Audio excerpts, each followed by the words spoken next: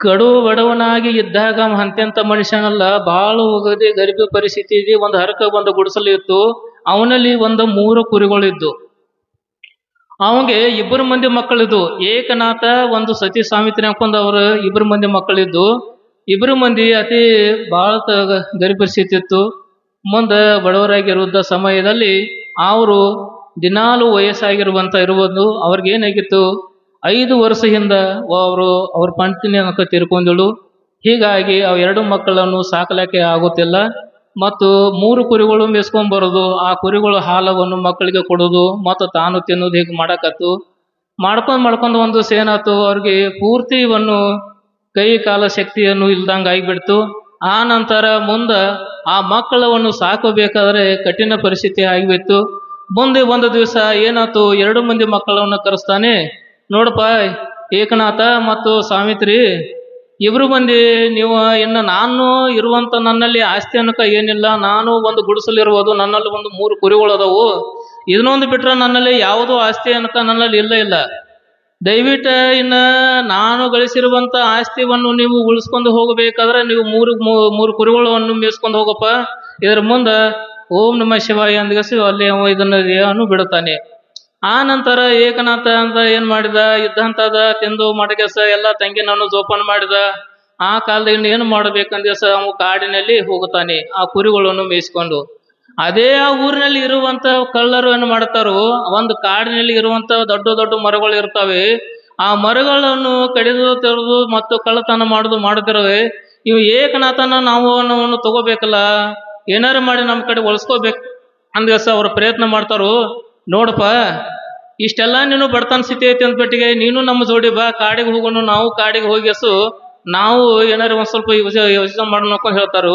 ಅದಕ್ಕೆ ಅವ ಏನ್ ಹೇಳ್ತಾನು ಏಕನಾಥ, ನೋಡಪ್ಪ ನನ್ನ ತಂದೆ 3 ಕುರಿಗಳು ಕೊಟ್ಟಾನು, ನಾನು ಕಳ್ಳತನ ಮಾಡುದಿಲ್ಲ ಏನಿಲ್ಲಪ್ಪ. ನಾನು ಏಕಾಂತಾಗಿ ಈ 3 ಕುರಿಗಳನ್ನು ನಾನು ಸಾಕುತ್ತಿರುವಂಥದ್ದು.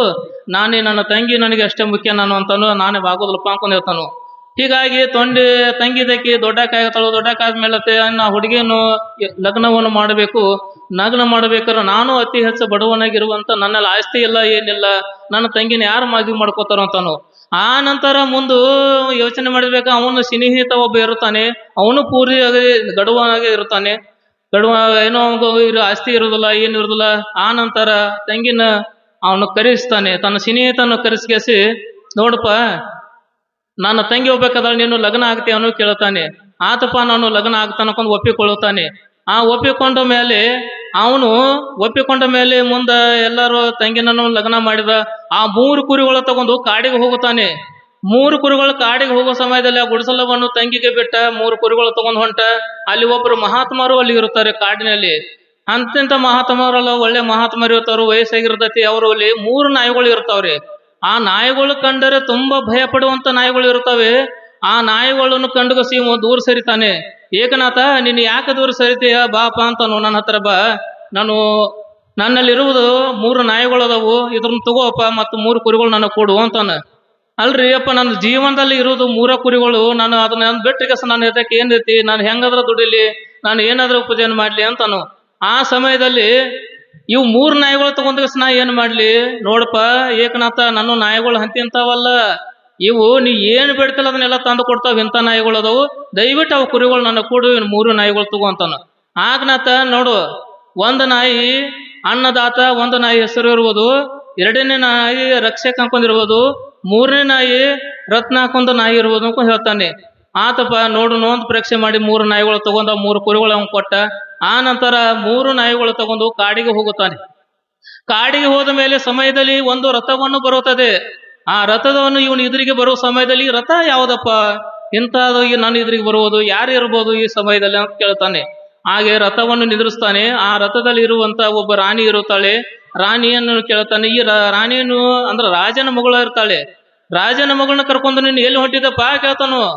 ಅದು ಏಕನಾಥ ಕೇಳುವ ಸಮಯದಲ್ಲಿ ಅವನು ಹೇಳ್ತಾನೆ, ನಾನು ಅಂತಿಂತ ನೋಡಪ್ಪ, ನಲ್ಲಿ ಒಂದು ಕಾಡಿನಲ್ಲಿ ಒಂದು ರಾಕ್ಷಸ ಇರುವುದು, ಒಂದು ಸರ್ಪವಾಗಿರುವುದು.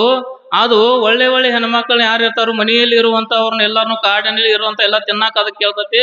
ಅವ್ರಿಗೆ ಆಹಾರವನ್ನು ಕೊಡಬೇಕಾಗಿತ್ತಪ್ಪ. ಇವತ್ತು ನಂಬರ ರಾಜನ ಮಗಳಿಗೆ ಬಂದಿದೆ, ನಾನು ಓದು ಕೊಡಬೇಕಾಗಿದೆ ಅಂತ ಹೇಳ್ತಾನೆ. ಆತಪ್ಪ ಮತ್ತು ಹಿಂಗಾದ್ರೆ ಹೆಂಗ ನಾನು ಬರ್ತಾನೆ ನಡಿ ಅವ ಎಂತ ಅಂತ ನಾವು ನೋಡ್ತಾನೆ ಏಕನಂತ ಅಂತ ಹೇಳ್ತಾನೆ. ನೋಡಪ್ಪ ನಿನ್ನ ಜೀವದ ಮ್ಯಾಗ ನಿನಗೆ ಆಸೆ ಇದ್ರೆ ನೀನು ವಾಪಸ್ ಹೋಗು. ಅದು ಎಂತೆಂತ ಹಾವಲ್ಲ, ಎಲ್ಲ ಮಾಯವಾದ ಹಾವು, ರಾಕ್ಷಸ ಇರುವಂತ ಹಾವು, ಅದು ಎಲ್ಲರನ್ನೂ ನುಂಗುವಂತ ಹಾವು. ಇವತ್ತು ನೀನು ವಾಪಸ್ ಹೋಗೋ. ಇಲ್ಲ ನಾನು ವಾಪಸ್ ಹೋಗೋದಿಲ್ಲ ಏನಿಲ್ಲ. ಒಳಗಡೆ ರಕ್ತವನ್ನು ಕುದಿಲಾಕ ಶುರು ಮಾಡಿತು ಏಕನಾಥಗೆ. ಹೆಂಗಾರ ಮಾಡಿ ರಾಣಿಯನ್ನು ನಾನು ಉಳಿಸಿಕೊಳ್ಳಬೇಕಂದೇ ಹೇಳ್ದ. ಆ ನಂತರ ಹೋಗಿ ಕಾಡಿನಲ್ಲಿ ಹೋಗ್ತಾನೆ. ಹೋಗೋದನ್ನ ಸಮಯದಲ್ಲಿ ಮುಂದೆ ಅದು ರಾತ್ರಿ ಆಯ್ತು. ರಾತ್ರಿ ಸಮಯದಲ್ಲಿ ಆಗಿ ಅದು ಸರ್ಪ ಬತ್ತು. ಸರ್ಪ ಬಂದ ಮೇಲೆ ಅದು ಆ ರಾಣಿಯನ್ನು ಓದು ಬಿಟ್ಟ ಸಮಯದಲ್ಲಿ ಆ ಸರ್ಪ ಬರುವುದು. ಆ ಸರ್ಪ ಬಂದ ಮೇಲೆ ಆ ತಿನ್ನಲಾಕೆ ಪ್ರಯತ್ನ ಮಾಡುತ್ತದೆ. ಆಗ ಇವ ಏಕನಾಥ ಏನು ಮಾಡ್ತಾನೆ, ಹೋಗೋ ರಕ್ಷಕ ಅದನ್ನ ಹೋಗಿ ಅವನು ಉಳಿಸಿಕೊಂಡು ಹೋಗಂತಾನು. ನಾಯಿ ಎದ್ದು ಹೋಗದ ನಾಯಿ ಹೋದ್ಮೇಲೆ ಸರ್ಪದ ರುಂಡವನ್ನು ಹಿಡಿದಗಸು ಅದನ್ನು ಹಿಡದೆ ಬಿಡುತ್ತದೆ. ಎಷ್ಟು ಪ್ರಯತ್ನ ಮಾಡಿದ್ರು ಇದು ನಾಯಿ ಬಿಡುವುದಲ್ಲ. ಅದು ಶಕ್ತಿವಂತದ ನಾಯಿ ಇರಬಹುದು. ಆ ನಾಯಿಯನ್ನು ಅದು ಸರ್ಪನನ್ನು ಸಾಯಿಸಿ ಬಿಡುತ್ತದೆ. ಸಾಯಿಸಿದ ನಂತರ ಬಿಟ್ಟ ಮೇಲೆ ಆ ನಂತರ ಆ ರಾಣಿಯನ್ನು ಬೇಸಿದಾಗಿ ಬೀಳ್ತಾಳೆ. ಅಲ್ಲಿ ಏಕನಾಥ ಹೋಗಿ ಎಬ್ಬಿಸ್ತಾನೆ. ಹೇಳುವ ಅಂತ ಹೇಳ್ತಾನೆ. ಮತ್ತು ಇನ್ನು ಮುಂದೆ ಏನ ಇಲ್ಲ, ಅದ್ರ ಸರ್ಪವನ್ನು ಸತ್ತು ಹೋತು. ಇನ್ನೊಂದ್ರ ಮುಂದೆ ನಿನ್ನ ಮನೆಗೆ ನೀವು ವಾಪಸ್ ಹೋಗುವಂತಾನ. ಅದು ಆ ನಂತರ ರಾಣಿಯನ್ನು ಹೇಳ್ತಾಳೆ, ನೋಡಿಪ್ಪ ನೀನು ನನ್ನ ಜೀವ ನೀವು ಉಳಿಸಿದ ಪೆಟ್ಟಿಗೆ ನಡಿ, ನಮ್ಮ ತಂದೆಗೆ ನಾನು ಹೇಳ್ತೇನೆ, ನಮ್ಮ ರಾಜಗೆ ನಡಿ, ನಾನು ನಿನ್ನ ಜೋಡಿ ಲಗ್ನ ಆಗುತ್ತೇನೆ ಅಂತ ಹೇಳ್ತಾನೆ. ನೀನು ನನ್ನ ಲಗ್ನ ಆಗಬೇಕಾದ್ರೆ ನಾನು 3 ವರ್ಷ ನಾನು ಯಾರ ಜೋಡಿ ನಾನು ಮದುವೆ ಆಗೋದಿಲ್ಲ. ನಾನು ದೇಶ ಸಂಚಾರವನ್ನು ಮಾಡುವುದು. ಆ ನಂತರ ನಾನು ಲಗ್ನ ಆಗೋದು. ಆ ನಂತರ ಯಾರ ಜೋಡಿ ನಾನು ಲಗ್ನ ಆಗೋದಿಲ್ಲ ಅಂತ ಹೇಳ್ತಾನೆ. ಆತಪ್ಪ ಅಂತಾನು. ಆ ನಂತರ ದಿವಸ ರಾಣಿಯನ್ನು ಕರ್ಕೊಂಡು ಹೋಗ್ತಾರೆ. ಆ ಹೋಗೋ ಸಮಯದಲ್ಲಿ ಅವ ಸೈನಿಕವನ್ನು ಹೇಳುತ್ತಾನೆ. ರಾಜ ಸೈನಿಕವನ್ನು ಹೇಳುವುದ ಸಮಯದಲ್ಲಿ ಅವ ಕೇಳುತ್ತಾನೆ, ನೋಡು ಈ ಸರ್ಪವನ್ನು ನಾನೇ ಸಾಯಿಸಿರುವಂತ ನೀನು ನಿನ್ನ ತಂದೆಗೆ ಹೇಳಬೇಕು. ಇದ್ದಂಥದ್ದೆಲ್ಲ ನಾನು ಆಸ್ತಿ ಕೊಡಿಸ್ಬೇಕು. ಇಲ್ಲಾರ ನಾನು ಇವತ್ತೇ ನಿನ್ನ ಇಲ್ಲೇ ಕೊಲೆ ಮಾಡ್ತಾನಕೊಂಡು ಹೇಳ್ತಾನೆ. ಅದು ಕೊಲೆ ಮಾಡ್ತಾನಕೊಂಡು ಹೇಳ್ತಾನೆ. ಆ ರಾಣಿ ಎಲ್ಲ ಒಪ್ಪಿಕೊಳ್ಳುತ್ತಾಳೆ. ರತಿ ಒಪ್ಪಿಕೊಳ್ಳಿಕೊಂಡು ಹೋಗುತ್ತಾರೆ. ಅಲ್ಲಿ ಹೋಗಿ ನಡೆದಂತ ಘಟನೆಗಳು ಏನು ಪ್ರಯತ್ನ ಹೇಳಿದ್ರು ಏನು ಸಾಧ್ಯ ಆಗೋದಿಲ್ಲ. ಆ ರಾಜನು ಎಲ್ಲ ಕೇಳುತ್ತಾನೆ. ಅದು ಇವನೇ ಈ ಸರ್ಪವನ್ನು ಕೊಂದಿರುವಂತ ಇವನೇ ಇರುವುದು ಅಂತ ಹೇಳ್ತಾನೆ. ಆ ನಂತರ ಅದು ಸರ್ಪವನ್ನು ಏನು ಹೇಳ್ತದೆ, ಇವನು ಕೊಂದಿರೋದಂತ ಎಲ್ಲವನ್ನು ನಾಣ್ಯಗಳು ಬಂಗಾರನ ಕೊಟ್ಟಿಗೆಸು ಅವನಿಗೆ ಕಾಡಕ್ಕೆ ಕಳಿಸ್ತಾನೆ. ಆ ಸಮಯದಲ್ಲಿ ಎಲ್ಲ ರಾಣಿ ಹೇಳೋದು ಏನು ಪ್ರಯತ್ನ ಆಗೋದಿಲ್ಲ. ಆ ನಂತರ ಮುಂದೆ 3 ವರ್ಷ ಆದ ನಂತರ ಮುಗೀತು, ಎಲ್ಲ ಸಮಯ ಮುಗೀತು. ಏಕನಾಥ ಆ ಊರಿನಲ್ಲಿ ಬರುತ್ತಾನೆ. ಆ ಊರಿನಲ್ಲಿ ಬಂದ ಮೇಲೆ ಮುಂದೆ ಎಲ್ಲ ಊರಿನಲ್ಲಿ ಮಾತಾಡ್ತಾರೋ, ರಾಜನ ಮಗಳನ್ನು ಅವನಿಗೆ ಕೊಡ್ತಾರೆ, ರಾಜನ ಮಗಳು ಅವನಿಗೆ ಕೊಡ್ತಾರೆ. ಇಲ್ಲ ಸರ್ಪವನ್ನು ನಾ ಸಾಯಿಸಿರುವಂಥದ್ದು, ಇವನಿಗೆ ಎಲ್ಲ ಇವ್ ಸಾಯಿಸೋದಿಲ್ಲ, ಇವಂಗೆ ಏಕೆ ನಾನು ಕೊಡ್ಲಿ ಅಂದ್ಗೆಸು ಹೋಗ್ತಾರೆ. ಆನಂತರ ಮುಂದೆ ಹಾಗೆ ನಡೆದುಕೊಂಡು ಹೋದ್ಮೇಲೆ ಅದು ರಾಜ ಸೈನಿಕನಿಗೆ ಗುರುತಾಗೋದೇ. ಇವನು ಒಂದು ಪಂಜರದಲ್ಲಿ ಹಾಕಿ ಅಲ್ಲಿ ಇಟ್ಟುಕೊಳ್ಳುತ್ತಾರೆ. ಆ ಇಟ್ಟುಕೊಂಡ ಮೇಲೆ ಆ ನಂತರ ಮುಂದೆ ಇವನು ಹೊರಗಡೆ ಬಿಡುದಿಲ್ಲ. ದೊಡ್ಡ ದೊಡ್ಡ ಕೀಲಿ ಹಾಕಿ ಅದು ಸರ್ಪನಿಗೆ ಒಂದು ಪಂಜರದಲ್ಲಿ ಹಾಕಿ ಬಿಡ್ತಾರೆ. ಆ ನಂತರ ಮುಂದೆ ಹೋಗಿ ಆ ಒಂದು ಸಮಯ ಮುಗಿದ ಮೇಲೆ ರಾತ್ರಿ ಆಗುತ್ತದೆ. ರಾತ್ರಿ ಹೊತ್ತಿನಲ್ಲಿ ಹೇಳ್ತಾನೆ, ನೋಡಪ್ಪ ರತ್ನಾಕರ ಮತ್ತು ಇದನ್ನು ಸರಪಳಿವನ್ನು ಕತ್ತರಿಸಿ ಬಿಡು ಅಂತ ಹೇಳ್ತದೆ. ಅದು ರತ್ನವನ್ನು ನಾಯಿ ಏನ್ ಮಾಡುತ್ತದೆ, ಸರಪಳಿಯನ್ನು ಕತ್ತರಿಸಿ ಅವನು ರಕ್ಷಣೆ ಮಾಡುತ್ತದೆ. ಆ ನಂತರ ಇವ್ ಹೊರಗಡೆ ಬರ್ತೈತೆಪ್ಪ ಅನ್ನದಾತ, ನಾಯಿ ನನಗೆ ಅನ್ನವನ್ನು ಕೊಡು ತಂದೆ ಅನ್ಕೊಂಡು ಹೇಳ್ತಾನೋ. ಅನ್ನ ಮತ್ತು ತಂದ ಎಲ್ಲ ಮಹಾಪ್ರಸಾದವನ್ನು ತಂದು ಕೊಡುತ್ತದೆ. ಆ ನಂತರ ಮುಂದೆ ಯೋಚನೆ ಮಾಡುತ್ತಾರೆ. ಅದೇ ರಕ್ಷಕ ನಾಯಿ ಹೋಗಿ ರಾಜನ ಹೋಗಿ ಭೇಟಿ ಆಗುತ್ತದೆ. ಆ ನಾಯಿಯನ್ನು ನೋಡಿಗೆ ಸರ್ ರಾಣಿಯನ್ನು ಇದೇ ನನ್ನ ನಾಯಿಯನ್ನು ಸಾಯಿಸಿರುವುದು, ನಾನು ನನ್ನ ಉಳಿಸಿರುವಂತ ನಾನು ಬಂದಿರುವುದು ಅಂತ ಹೇಳ್ತಾಳೆ. ಅದು ನಡೆದಂತ ಘಟನೆ ಆ ತಂದೆಗೆ ಎಲ್ಲ ಹೇಳಿಗೆಸು ಅದೆಲ್ಲ ಒಪ್ಪಿಕೊಳ್ಳುವಂತ ಮಾಡುತ್ತಾನೆ. ಇದು ಸರ್ಪನನ್ನು ಕೊಂದಿರುವಂತ ಅವನೇ ಏಕನಾಥನನ್ನು ಕೊಂದಿರುವುದು ಮತ್ತು ನನ್ನ ಇವನು ಸೈನಿಕವನ್ನು ಕೊಂದಿಲ್ಲ ಏನಿಲ್ಲ, ಇವ ಸುಳ್ಳು ಹೇಳಿ ನನಗೆ ಒಪ್ಪಿಸಿಕೊಂಡ. ಹೀಗೆ ನಾನು ಹೇಳುವಂತ ಪರಿಸ್ಥಿತಿ ಬತ್ತು. ನಾನೆಲ್ಲ ಹೇಳಿದೀನಿ. ಇವತ್ತಿದ್ದು ಹಿಡ್ಕೊಂಡು ಅವ ಯಾಕಂದ್ರೆ ಎಲ್ಲದನ್ನ ಏಕನಾಥ ಹಾಕೊಂಡು ಹೋಗಿ ಕರೆದೊಟ್ಟಿಗೆ ಅವು 3 ನಾಯಿಗಳನ್ನು ಕರೆದುಕೊಂಡು ಬರ್ತಾರೆ. ಏಕನಾಥನಿಗೆ ಲಗ್ನವನ್ನು ಮಾಡಿ ಎಲ್ಲ ನಡೆದ ಘಟನೆ ಅಂತೆಲ್ಲ ಎಲ್ಲ ಹೇಳಿಗೆಸು ಅವನಿಗೆ ಎಲ್ಲ ಒಂದು ರಾಜ್ಯವನ್ನು ಕೊಡುತ್ತಾರೆ. ಏಕನಾಥಗೆ ರಾಜ್ಯವನ್ನು ಕೊಟ್ಟಿಗೆಸು ಆಗ ಇವನು ಈ ರಾಜ ಸೈನಿಕನಿಗೆ ಅವನಿಗೆ ಶಿಕ್ಷೆ ಕೊಡುತ್ತಾರೆ. ಅವನಿಗೆ ಅಂತ್ಯಂತ ಶಿಕ್ಷೆ ಕೊಡೋದಿಲ್ಲ, ದೊಡ್ಡ ಶಿಕ್ಷೆ ಕೊಡ್ಬೇಕಂದ್ರೆ ರಾಜ ಹೇಳ್ತಾನೆ, ನೋಡಪ್ಪ ಅವ್ನಿಗೆ ಏನು ಈ ಶಿಕ್ಷೆ ಕೊಡಬೇಡ, ಅವನು ಊರದಿಂದ ಬಹಿಷ್ಕಾರ ಹಾಕು, ಮತ್ತೆ ಏನೋ ಅವನು ಏನಿದ್ದ ಅವ್ನು ಮಾಡ್ಕೊಂಡು ಹೋಗ್ತಾ ಅನ್ಕೊಂಡು ಹೇಳ್ತಾರೆ. ಆ ನಂತರ ಹೋದ್ಮೇಲೆ ತನ್ನ ರಾಜ್ಯವನ್ನು ತಗೊಂಡು ಬಡವಾಗಿರುವಂತ ಅವನು ಏಕನಾಥ ರಾಜನಾಗಿದ್ದಾನೆ. ಅಷ್ಟೇ ಅಲ್ಲ, ತನ್ನ ತಂಗಿನವನ್ನು ಕರೆಸಿ ಅವ್ರಿಗೆ ಒಂದು ರಾಜ್ಯ ಕೊಡುತ್ತಾನೆ. 2 ಮಂದಿ ಕೂಡಿ ರಾಜ್ಯದಲ್ಲಿ ಇರುವಂತ ಅವ್ರಿಬ್ರು ಮಂದಿ ಏಕಾಂತಾಗಿ ಮಾಡ್ಕೊಂಡು ಹೋಗ್ತಾರೆ. ಎಲ್ಲ ನನ್ನ ತಾಯಿ ಅಂದರೆ ನನ್ನ ತಂಗಿಂದರೆ ಎಲ್ಲರಿಗೆ ನಿಮಗೆ ದಯವಿಟ್ಟು ಹೇಳೋದಾದರೆ ಏನ್ ಹೇಳೋದಂದರೆ, ಸೆರೆಯನ್ನು ಕುಡಿಯೋದು ಬಿಡ್ರಿ.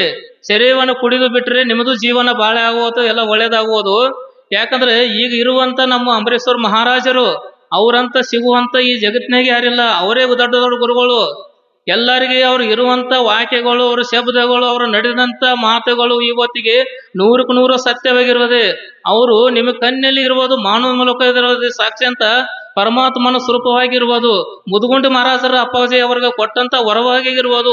ಅವ್ರು ಎಲ್ಲಿ ಮಾತವನ್ನು ಹೇಳ್ತಾರೆ, ಎಲ್ಲಿ ಕೈಯನ್ನು ಹಾಕುತ್ತಾರೆ, ಅಲ್ಲಿಗೆ ಇವತ್ತಿಗೆ ಯಶಸ್ಸಿ ಇರ್ಬೋದು.